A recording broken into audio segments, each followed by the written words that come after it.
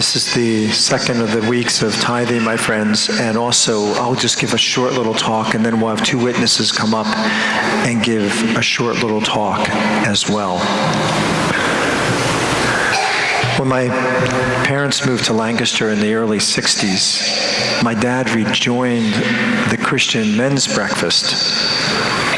And it probably had, I think, 150, 200 people, mostly businessmen. But in that group were also the founders of Sight and Sound and the big churches that were in Lancaster, such as the LCBC and the Worship Center. My dad's friends with all of them.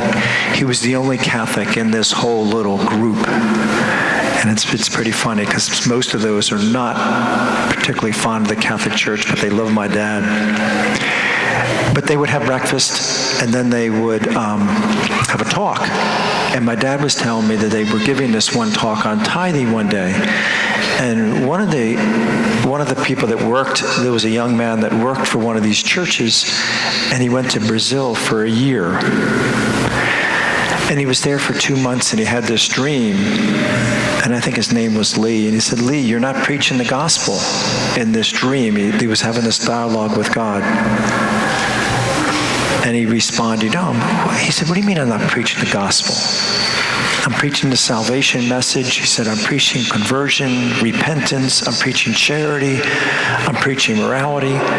What more do you want me to talk about?" He said, "You're not preaching the gospel, the whole gospel." And he said, I'm giving the salvation message." He said, "You're not talking about tithing." And in his dream, he said, these people in Brazil have nothing. He said, they don't have anything. You can't preach tithing to this group of people that don't really have much. Well, for the next 3 weeks, he preached on tithing. He wasn't expecting what happened. He preached 10% of what you have. So these people brought in goats, chickens, eggs, milk, produce, anything that they did, they brought it in. And then it was distributed among the village. So it was a beautiful thing. And it really transformed the village itself. 2 weeks before he left, there was a storm that hit. Not a hurricane, but similar, very serious tropical storm. Severe winds, severe rain. That was the only village that didn't get affected for miles and miles around. All the other surrounding villages were almost completely destroyed. And before he left, the villagers asked him, they said, Pastor, was that a miracle or was that a coincidence? And he paused and he said, I don't know if it was a miracle, but I do know, he said, once you begin to tithe, you'll see a whole lot more coincidences in your life. And I echo that, my friends. If you give tithing a try, it's amazing the coincidences that will occur in your life. God bless you.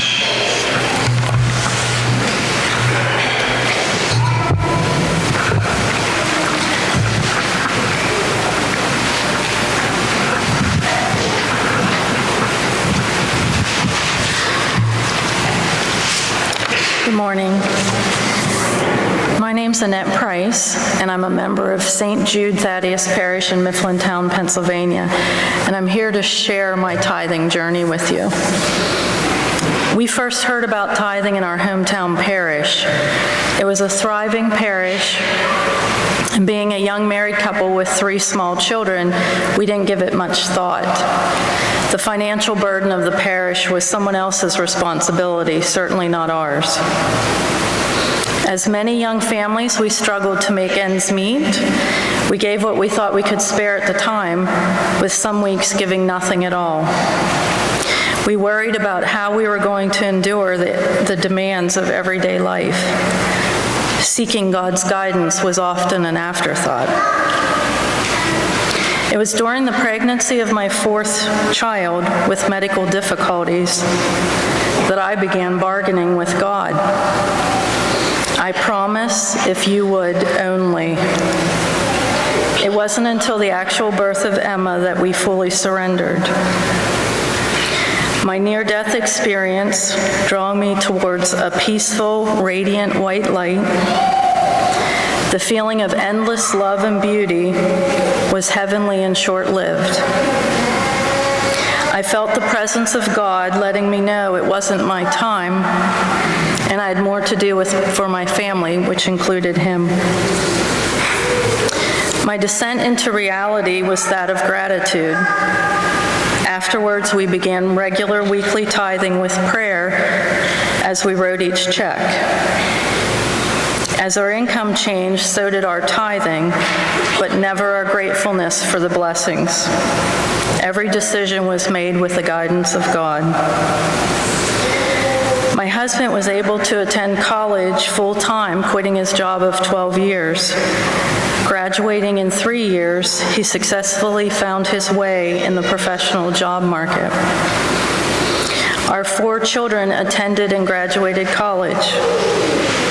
They are all gainfully employed in their field of expertise. Our tithing continues faithfully, and so do our blessings. Luke 6:38, "For if you give, you will get. Your gift will return to you in full and overflowing measure, pressed down, shaken together to make room for more, and running over." Whatever measure you use to give, large or small, will be used to measure what is given back to you. We've learned to trust God, placing our needs second to our spiritual obligation to tithe. I'm not saying it'll be easy. In fact, you may be surrounded with many justifiable excuses on why you can't commit to tithing. At those times, I encourage you to be prayerfully silent and let the grace of God guide you in your decision. When you fully surrender and trust God, as we have learned to do, your life will be rewarding in so many ways. Thank you.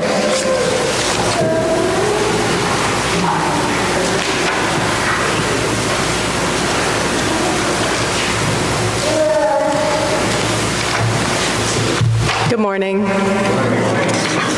I'm Lisa Rohr, and I'm from St. Teresa Parish in New Cumberland. I want to thank Father Ted for inviting us to be with you this weekend. It's been a pleasure.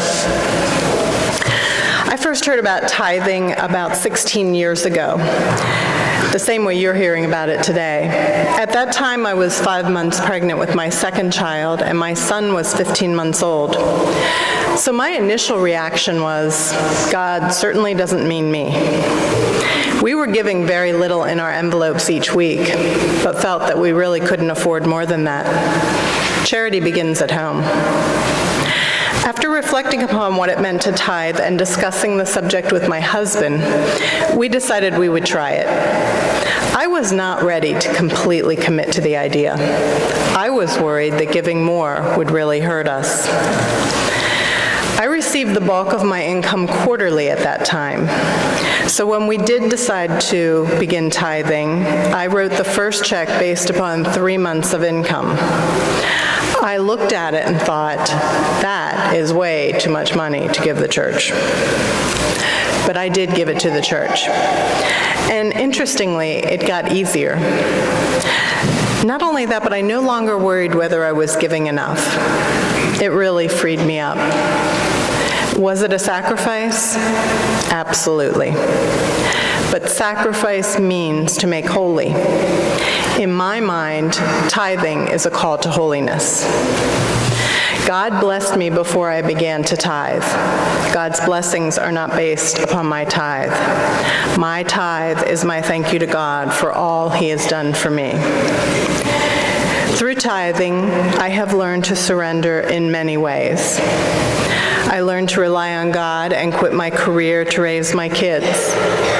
When my husband lost his job for 3 years, we were forced to rely on God and not our own understanding of our circumstances. Ultimately, God is in control of our lives. God has the master plan for our lives. We will not truly rest until we rest in that plan. Tithing helps us to die to self and open ourselves up to His will. Most importantly, I believe my tithe to Christ's church on earth is necessary. We are responsible for growing His church and leading others to holiness. That requires resources. Those resources must come from the people. I humbly ask you to try God in this. Begin to tithe and allow yourselves to surrender to God's will in your lives. In surrendering, you will be on the receiving end of God's limitless blessings. Thank you.